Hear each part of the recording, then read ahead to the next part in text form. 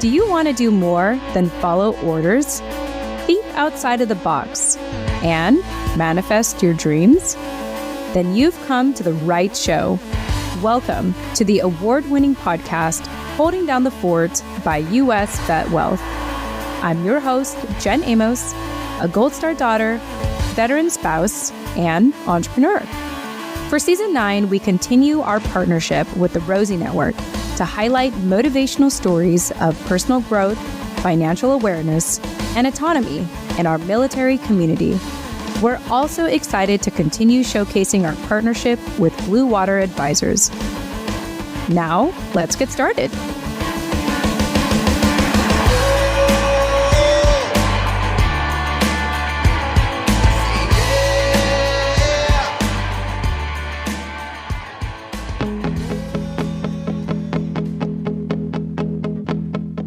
Hey everyone, got a question for you. What's your favorite barbecue sauce?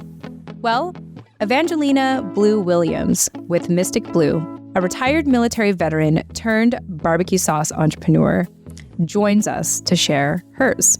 Evangelina shares her passion for cooking, how a homemade barbecue sauce spawned a business, and the unique flavors she offers. Learn about the challenges and triumphs of Evangelina transitioning to civilian life, attending a culinary school, and participating in entrepreneurial programs such as the Rosie Network. Evangelina also talks about the importance of natural ingredients, family influences, and future goals of getting her products into grocery stores. Listen to her journey of culinary creativity, resilience, and the pursuit of entrepreneurial dreams, all deeply rooted in personal experiences and love for family traditions. Evangelina, thanks again so much for being on our show here at Holding Down the Fort by U.S. VetWealth. Special thanks to the Rosie Network for sending over your service to CEO graduates to be featured on the show. And with that said, I hope you enjoy listening. All right, Evangelina Blue, welcome to Holding Down the Fort by U.S. VetWealth. Thank you for having me. Oh, it's my pleasure. So just to give people a hint into what you do, I first want to open up by asking you an icebreaker question. What is your guilty pleasure food that you love that actually might surprise some people? I would say, as far as snack-wise, I like those wheat thins. Not to be like just the plain salt ones. I can sit and eat a whole box without even second guessing it. Just sitting there, just eating. They're like little circle crackers, and I can go through a whole box in one sitting. Oh my gosh, that reminds me of my mom used to have Sky Flakes, which is like plain crackers also, maybe like a hint of salt. But she would always feed it to me growing up whenever I would get sick. She's like, oh, eat some carbs. Like, I guess I was just like a method for her to help me get better with an upset stomach. But I remember even when I didn't have an upset stomach, same thing like you, I would eat those crackers like popcorn and not even realize it and get to like the bottom of it. And I was like, where did it go? And it tastes a little like popcorn. It's made out of rice, but like it has, to me, it has like a little hint of like a popcorn flavor. Like I get just the salt, but yeah, I can sit and yeah. Well, considering how that is a very plain snack, I'm sure people will be surprised if they don't know you already to know what you do and what you sell for a living. No. Yeah. So your business is Mystic Blue. Mm-hmm. And just real quickly, tell us, what is your company, Mystic Blue? Well, Mystic Blue, I manufacture barbecue sauce. I now have 3 sauces. I have a sweet and spicy, honey mustard, and the newest one is simply savory.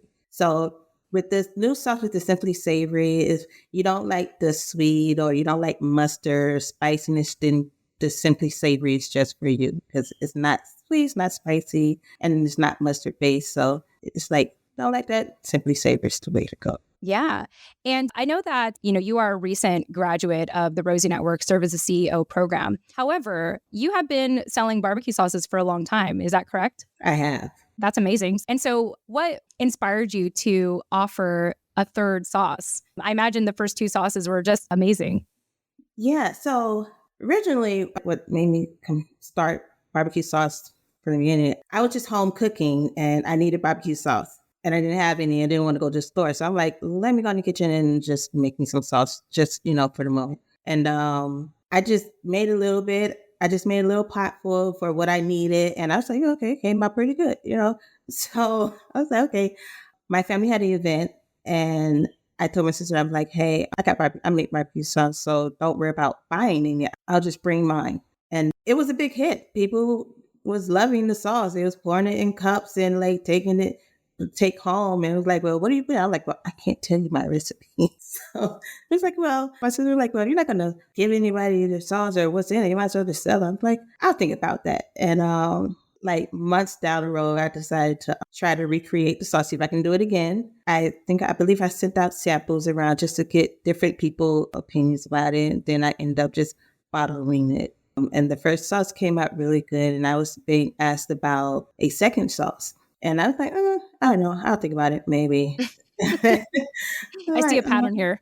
So I was like, all right, I made a second sauce. And after the second sauce and going through the process of everything, getting it, how you say, like, because I also want to get it into stores. So I was like, it is so much to go through just because it's barbecue sauce. I was like, I'm not going to do a third sauce. But then I was like, okay, well, if I do want to get a sauce, and you have to be like 3 flavors or whatever. So I'm like, okay, I'll do a third sauce. And that's what led me to originally doing the third sauce. Yeah. I imagine that the process of creating your first sauce was like having a first child and figuring out what it takes to raise a first child. And then now you have a third child, so to speak. And I imagine that going through that process of creating a third sauce was probably a lot easier, or like you at least knew a lot more to start a third sauce. The third sauce was easier. Mm-hmm. The second sauce, apparently I hit it on the first try, but I was like, no, I got to treat it a little bit. It's like, no, there's nothing else you need to do. And I'm like, I'll think about it. But I'm like, it's the first batch, you know, if I'm right, first batch. So I'm like, I tried a few times. But yeah, the third sauce was easier because I already knew like the flavor as far as what I wanted to achieve. And that's just what I focused on. I wanted it to be a little different, not, you know, same that you think that you can get on the shelves and stuff. So I didn't want it to taste like, oh, it tastes like this. I'm like, no, it tastes like Mystic Blue. Like taste like another sauce because I am making it from scratch. And I didn't want it to be like, oh, it tastes like this other bread. And I'm like, no. So I did want it to have like a little different taste to it. So, and with me knowing that, that's kind of the direction that I went to when I was creating it. Mm-hmm. Yeah, that makes me want to ask because I'm sure that there's you tell me, is there like what makes barbecue sauce versus, let's say, like ketchup or mayonnaise or any other kind of sauce that's out there? And obviously you don't have to give away your formula by any means, but is there like a basic expectation for it to be uniquely a barbecue sauce? I don't think so. It's like, you know, the base of every sauce is either tomato base or mustard base or mayonnaise base. So I guess that's start off with that and you go from there. But it's the ingredients that you add to it that make it your own. So, yeah. Okay. That makes sense. I was just very curious about like how that, what makes a barbecue sauce without asking for the secret ingredient to what you offer.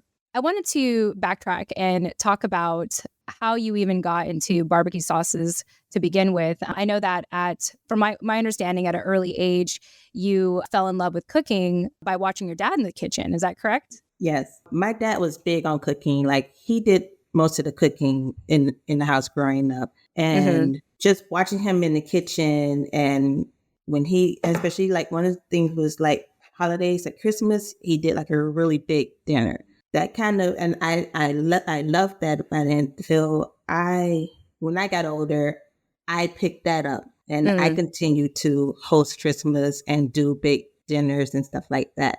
So with me loving to cook and all that, I ended up going to culinary school.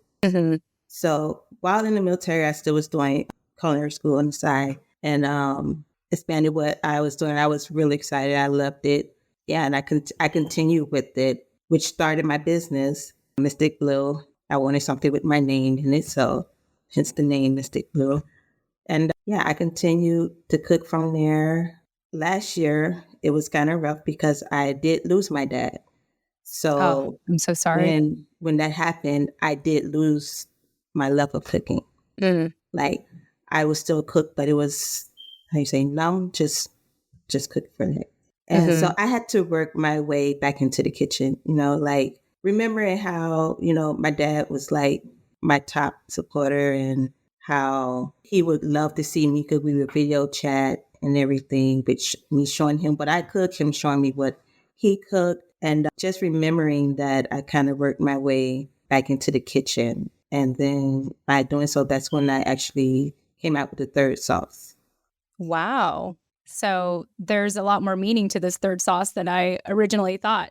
Yeah, because it wasn't happening. I was out of the kitchen for a minute. It was hard to actually go back and cook and actually enjoy cooking. So Yeah. I mean, if your association with cooking is with your love for your father, it makes a lot of sense to have gone on the journey you did.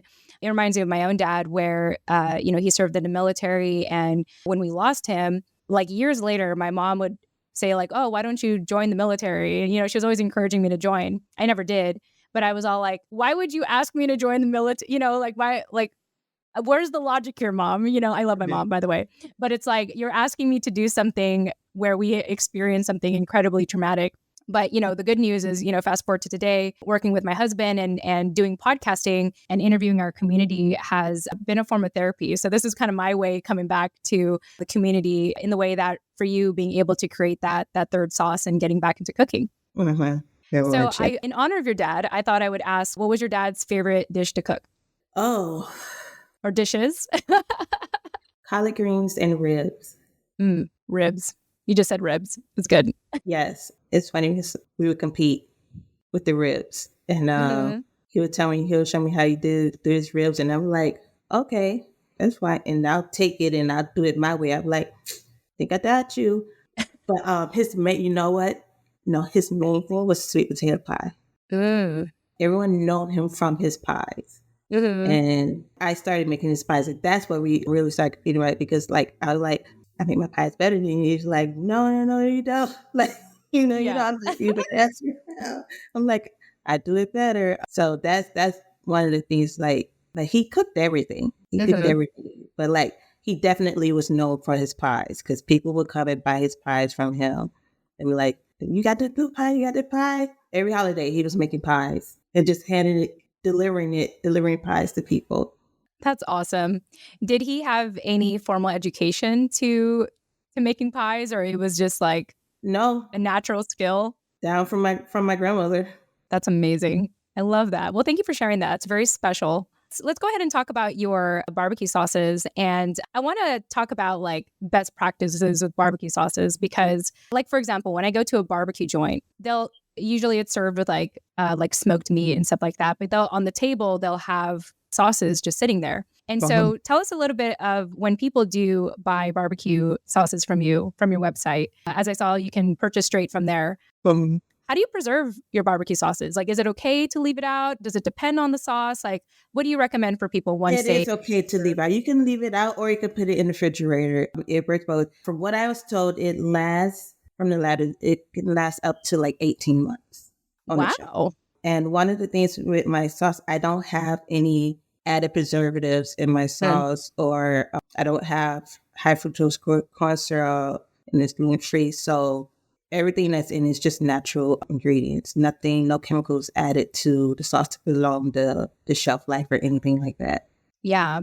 Well, that's very reassuring to hear. And in regards to sitting your barbecue sauce out, really good to know because my husband has a tendency of just leaving out things in the kitchen all the time. And I kind of go back in there as I end the day and put things away. And he loves barbecue sauce. So I'm always like putting it in the fridge. And I'm always thinking like, oh, it's going to go bad if he leaves it out. But great to know. I mean, I'm sure given the ingredients, it probably dictates how long you can sit it out as well. But good to know that good sauces, like the ones that you sell, can, sit out on the counter for, like you said, up to 18 months. I have a bottle on the counter. I have a bottle in the fridge. It's anything. Yeah, yeah.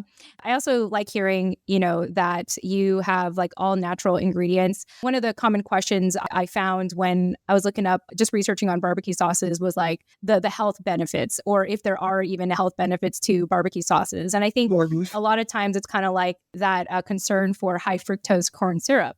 So I think it's great that, your sauces are like all natural, no like GMO type preservatives. Yeah. And I'm curious if there are health benefits, if you ever looked into that for your sauces, are there any health benefits to it? I don't know about health benefits because, like I said, the sweet and spicy is sweet. It There has you some go. Yeah. sweetness in it. But yeah, my thing is like I've been like really health conscious lately, Mhm. and I added that as far as looking into the ingredients when I'm making my sauce. So I don't want the gluten. I don't want, and it's crazy because Yeah. when you start looking at labels, you start seeing like high fructose corn syrup as like the first or second ingredient in the food. I'm like, why is it so much like it's not really needed? Is that even needed in? Mhm. But like it's in a lot of stuff, and I was Yeah. like, I don't need that. Like I don't know why it's in there, but I don't want to have the fructose corn syrup or the added preservatives. Naturally, sugar is natural preservative with the other ingredients. So that's one of the things that I kind of focused on lately once I started doing more of my sauces. Yeah, it is pretty mind-blowing to know like what ingredients are commonly used. Like you said, with high fructose corn syrup, Mhm. I've heard before, and no one like take my word for it. They just look into it. But I read somewhere where a high fructose corn syrup is just a lot easier to make and manufacture and produce, and therefore that's supposedly why it's easier to like have that as one of the ingredients in a lot of things.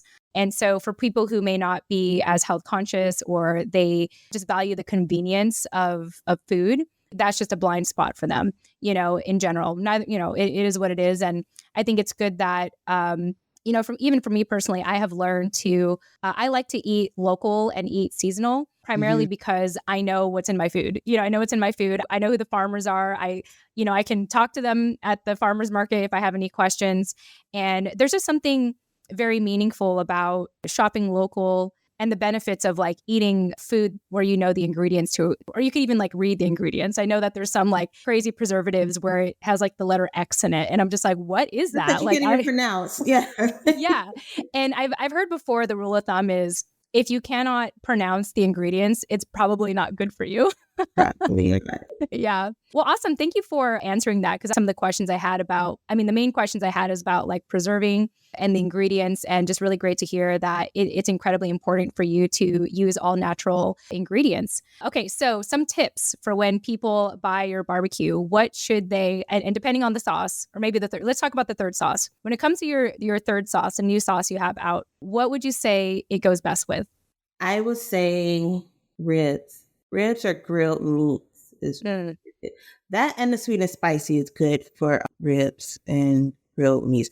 And the sweet and spicy, I put on burgers sometimes. love that. When I was burgers. The honey mustard is really good on salmon. Oh, okay. Like you wouldn't think about it. Like I had to tell people, like when they ask me, I'm like, "What should we try?" The salmon, salmon. Like trust me, put it on the salmon. I grill my salmon. I base it with the honey mustard, and it's perfect. Well, now my hope for you is that when people see salmon or eat salmon, they think of your honey mustard sauce. I feel like It's I'm gonna have to try yummy. that now. I nearly had to put a video on my Instagram with the salmon and the honey mustard because I get asked like, "What else could I put the honey mustard on?" I'm like, "Have you tried it on salmon?" Like, Yeah. not. Yeah. I can totally imagine like a list of things to put your sauces on, and I mean, like you said, you do that on your Instagram, but for people that are like, I don't know what to do with these sauce, like even when I go to a barbecue joint, I will try all the sauces. Like I'll have like a little Mhm. platter just with the sauces, and I'll dip the same thing in it and see which one tastes the most or Yeah, tastes the best, which I just think is, yeah, a good just way to tell do it me as which well. one tastes better. What for your taste? What the sauce tastes good on your food? I have a customer that puts it on everything, vegetables and all. Like he said, Yeah. he's like, "I tried your sauce on this and this, and it was great." I'm like, "Okay, I would not have thought about that, but okay." Yeah. Yeah. Well, speaking of your customers, can you share like your favorite story or testimonial of what people have had to say about your barbecue sauces? Let me see. I have one customer who was saying that he had family in from, where did he say he was from? I forget where he said he was from, but they was visiting and he had my barbecue sauce. And he was like, I had to hide my sauce because they stole my sauce. They took my sauce. He was like, I had just ordered it and they tried, I guess he cooked with it and they took the bottle. Oh my goodness. That is I was funny. like, sounds like you need to order some more. Yeah. And you got to like hide it better. That's like whenever I have something that I bought, like let's say Swiss cheese that I know my husband likes, and I just try to hide it. And I mean, it's really hard to hide like the cheese, but like you try. And then next day it goes missing. And I'm like, honey, did you have my Swiss cheese? And he's like, yeah, it was really good. And like he wasn't supposed to do that. You got to put it in the back, like where he won't look at it. Like, because like he's not going to dig in the refrigerator and look for anything. You got to be like front and center, like on the door, whatever. So you got to put it in the bag where no one's going to look. That is true. That is true. That actually reminds me, because like my husband's a little tall. He's taller than me. So I have to be like, okay, let me like figure out like his height and then like try to hide it. But anyway, I got to do a better job at that, or at least just tell him like, don't eat it. So at least like draw that boundary. This is mine. You can have your mozzarella cheese. I will have my Swiss cheese. Awesome.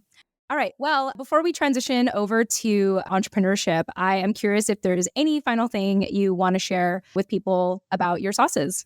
Oh, I didn't buy them. Find them on Mystic Blue or mysticbluecatering.org. Right. There you go. Again, I have not had a bad review where someone just genuinely did not like. So I'm confident that they will enjoy my sauce. From the sweet and spicy, the honey mustard, the simply savory. I'm pretty sure that they will find one that they will just absolutely love.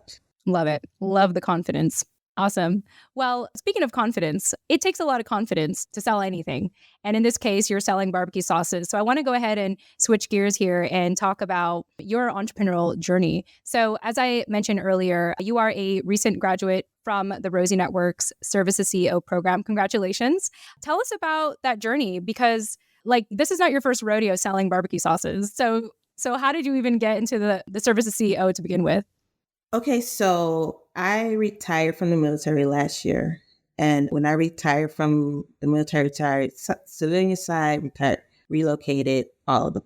And since I retired, I get like programs that are offered to military veterans and stuff. One of them was the Wounded Warrior Project. And I was talking with the rep from there, and we just was talking about, my business, what we can do, just talking. And then he went to talk about, what he did. And he briefly mentioned Rosie Network.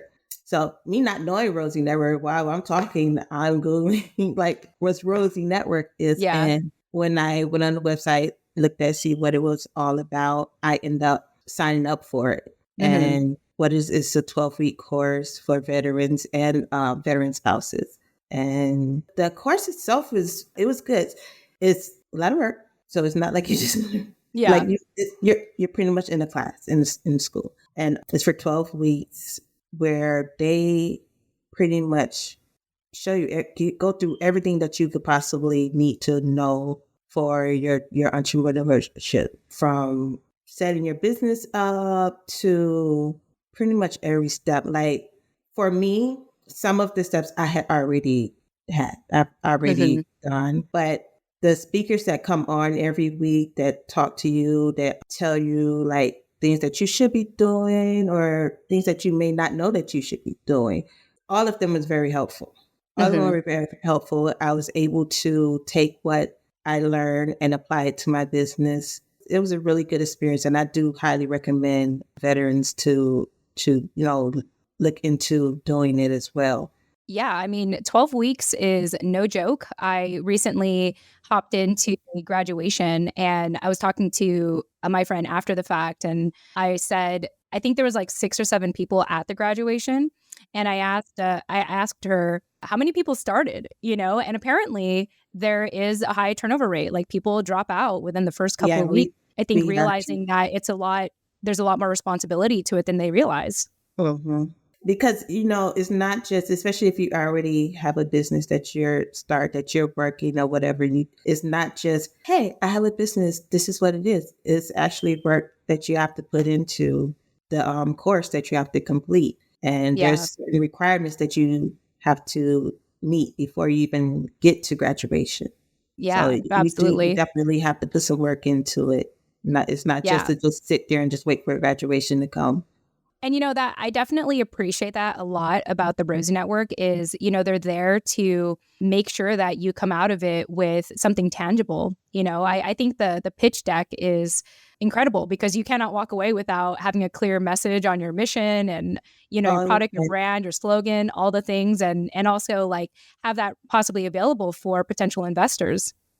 I think that the pitch deck alone was like Mm. the best part of the program because the way, at least for me, the way that I started my pitch deck from day one of the class, completely different, way better by graduation. And like they really like you really work on your pitch deck. Like every week, every class, every presenter that comes on, the first thing they want to go over the pitch deck and Mhm. then they tell you, whether, hey, this is too long, you need to cut this out, you need to add this or whatever. I mean, that part of it was really good. Like they really, really helped you with the pitch deck. Yeah, yeah. That's wonderful to hear. One of the last programs I had been a part of, not related to the Rosie Network at all, it was pretty much just a collection of webinars and it felt very entrepreneur 101. And it was just saying like, hey, here's the A, B, and C's of entrepreneurship. Have fun, and so that's what often when I, the guests who've been on the show, it's just so meaningful to hear your stories because you've graduated the Service CEO program, and I hear the journey, I hear the grit, and I have confidence that there's a high percentage of you that will continue, to be in business because of the foundation that the Rosie Network has laid for you. Mm-hmm. Very much so. They were really helpful, really, really, really helpful. And I'm glad that I did do the course and was able to complete it. Yeah, especially the completing part. Yeah. So, Evangelina, you mentioned that you recently retired. So, congratulations. 21 years is a really long time, by the way. So, congrats to you. And since it's very fresh, I'm curious, what are the differences and similarities to having served to now being an entrepreneur? Let's go ahead and start with like the differences of like shifting. I don't know if you feel like you have to like shift your mindset. Like, tell us about that experience. It's definitely took some getting used to being out of the service, especially when you're used to the uniform and going in and this and that. That took a little minute because even when I got out, maybe a month after, people were like, hey, how's retirement? I'm like, oh, I don't know. Yeah. Yeah. I don't know. It's still fresh. It's still there. But now I would say, I mean, I still missed it. It was when I got out, it was how do you say it? It was like a love hate, not like Like bittersweet, maybe? yeah, like a bittersweet. Like I was Hmm. happy I was out, but at the same time, I was kind of sad. Like kind of miss it. Yeah. Like I miss it, but at the same time, I'm glad I'm out. But yeah, even today, still look bittersweet. Oh, I bet. And I bet that you'll probably feel that way for many, many years to come, I'm sure. I mean, that was a huge part of your life, right? That's like half of your life, basically. Oh yeah, Yeah. And very so, much. I mean, so I guess it's kind of hard to say, like, how's it like being a civilian now? Because like you said, in a way, you're like, well, I just got out. It's hard to process it. Like maybe you haven't found the words yet to explain, I guess, that experience. Uh, Traveling, way different experience. Ooh. I'm used to just packing my bags, going to the airport, not weighing my bags, going through the lines. They're like, oh wait, I'm civilian now. I don't have. Yeah. You're one of us now. Unless you do the pre-check, like you pay in advance for those pre-check Right. things. Yeah, And you're pretty I much in think line with everyone else. the first trip that I took after retiring, after going through security and everything and finding my gate and sitting down, I was like, I don't like this. Yeah. I was like, Yeah. this what you guys gonna do? Yeah. I'm As a like, I'm not. civilian, I understand what you're saying. It's part of my least. It's definitely why I feel like I personally don't have a travel bug. I mean, I'm sure part of it was because I was a military kid and moved around a couple of times, but also just the hassle of going through bag check and taking off your shoes. Taking off my shoes Yeah. and Yeah. And they're like, oh, there's earrings, metal, are you wearing a belt? Like all the things. Like I understand. I feel your pain. Very much so. But I mean, it's usually feeling and go to it. It's not that. But it's just, I mean, those was kind of the perks that you had being in service versus being retired. Yeah. Well, I imagine that there are some perks now to being a veteran. Yes, very much. Yes. There's so many programs out there for veterans, Mhm. like the Rosie Network, that I did not know when I was in the service. I didn't know. I'm like, okay, so like newsletters coming in. Did you hear about this? Did you hear about that? Do you know this? And then like, I did not know about a lot of these programs, but I am happy that I found them out now that I am retired and have the time to put in my business that way. Yeah. Yeah. I imagine that must have been comforting for your transition. Yeah, very much so. Just even, I mean, it's so many programs for veterans. It's just not a lot of them are advertised. You know, Mhm. like if you know, kind of spread the word. But it's not like you're retired. Here's all the programs that you. That would Yeah. be good, Yeah. but no, you actually have to like hear it from someone else, somewhere else, somewhere else. But yeah, they're still. I mean, still retired, so I still have veteran benefits and everything. But I'm still learning new programs to this day that are out there. Yeah. Well, that's wonderful. And that's very comforting to hear because I often like in the past years of interviewing veterans, there's often that, period of limbo and I would dare say depression of that transitional moment and feeling like that support you had throughout your military service was just, pulled out from under you. And so to hear, Mhm. at least in your case, so far, it sounds like you've had a positive, if not just supportive, encouraging experience in your civilian life.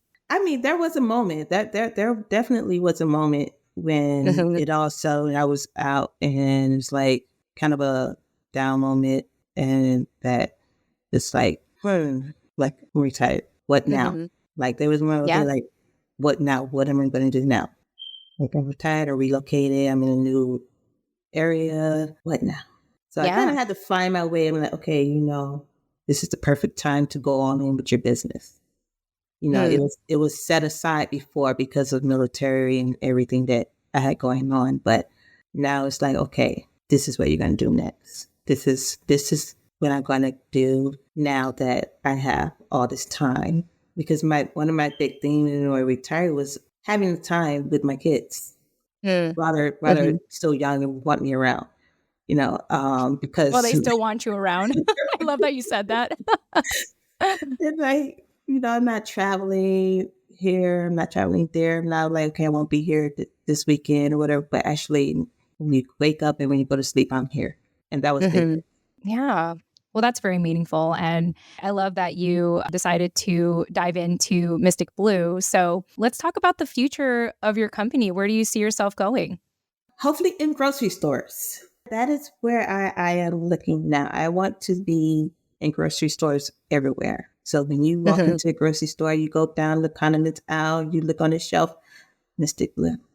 I love that. Well, I'm just in admiration of your journey and your story. And I really do appreciate you taking the time to speak with us today. Well, Evangelina Blue, it's been such a pleasure having you on our show. Again, to our listeners, we already hinted at the website, and I'll repeat this again in my outro, by the way. But you can go ahead and order her sauces today at mysticbluecatering.org. Evangelina, one more piece of advice that you'd like to part with to any other veteran out there who, just got out and is considering entrepreneurship, what would you like to say to them? Definitely look into all the programs that are offered to veterans. There are so many out there. You just have to get out there and you can pretty much Google what you need, what programs are out there. Even on the va.gov website, you can search those places also. There's even programs for if you want to go back to school. So definitely if you're and you thinking about doing business and you want to, you know, get a little help or whatever stage you are in, there are definitely programs, even programs as far as licensing, depending on your business type. So definitely use the programs that are out there because they are highly beneficial. Wonderful. Well, again, it was a pleasure having you, Evangelina. Thank you so much for being on our show. Thank you. I had fun. Wonderful.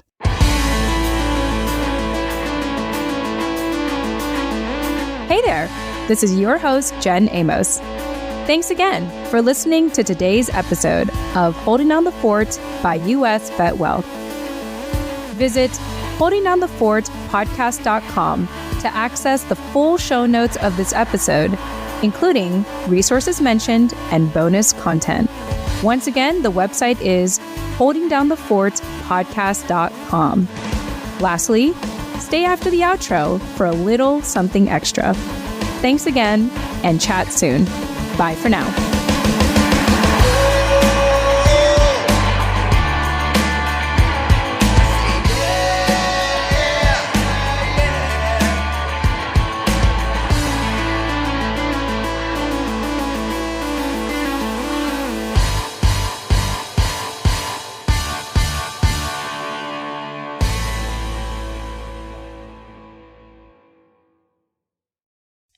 Hey everyone, welcome to the outro.